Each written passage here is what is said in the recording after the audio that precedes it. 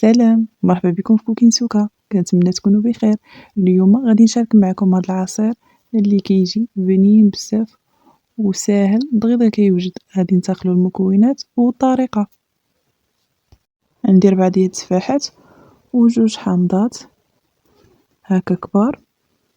غادي ناخذ التفاح اللي غادي نقيه من البذور ديالو اللي كيكونوا في الوسط، وما غاديش نزولو القشره، غادي نخليه بالقشره ديالو، وغادي نقطعو على هاد الشكل طريفات صغار باش غادي نديرو يتسلق. غادي نقطعو على هاد الشكل، وغادي نقطع حتى الحامض بحالو هكاك طريفات صغار، وغادي نزولو العظومه بحال هكا. غادي نقطعو بحال هكا طريفات صغار وغادي نزول لهم العظومه. وبالنسبه للتفاح غادي نزيد عليه الماء حتى كيتغطى بالماء على هاد الشكل بحال هكا، وغادي نديرو فوق عافيه متوسطه يبدا يغلي بحال هكا، تبدا تطلع فيه الغليه. كنطفي عليه وكنخليه يبرد شي شويه باش غادي نطحنو.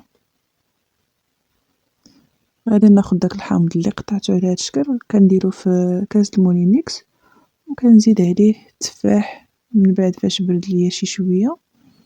كنصفيه من داك الماء وكنديرو مع الحامض، وداك الماء ما كنلوحوش، غادي نحتاجو في التالي. كنخليه حتى كيبرد وعاد كنزيدو. المهم غادي ندير التفاح كامل مع داك الحامض، وغادي نزيد عليه كاس كبير ديال الماء.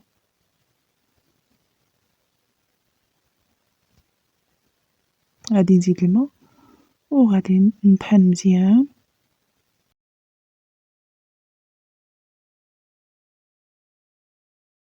وغادي نزيد سنيده تقريبا، انا درت هنايا 2 معالق، ولكن من بعد راني زدت حيت جاني مسوس شي شويه.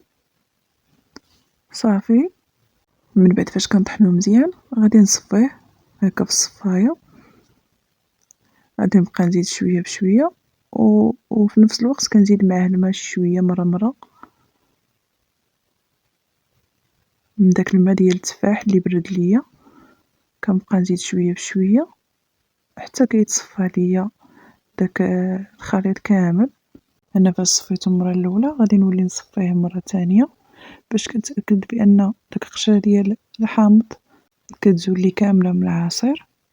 نتوما الا ما بغيتوش تصفيوه مره ثانيه ماشي مشكل، صفيوه مره واحده وصافي. والماء اللي زدتو نتاع التفاح راني ما زدتوش كامل، زدت شويه. داكشي كيبقى على حسب الختوريه اللي بغيتو. الا بغيتوه جاري كديروا الماء بزاف، ولا بغيتوه شويه يبقى خاتر بحال هذا الشكل كديروا شويه الماء شويه بشويه. صافي وها العسل واجد، كنتمنى تجربوه ويعجبكم. بسلامه.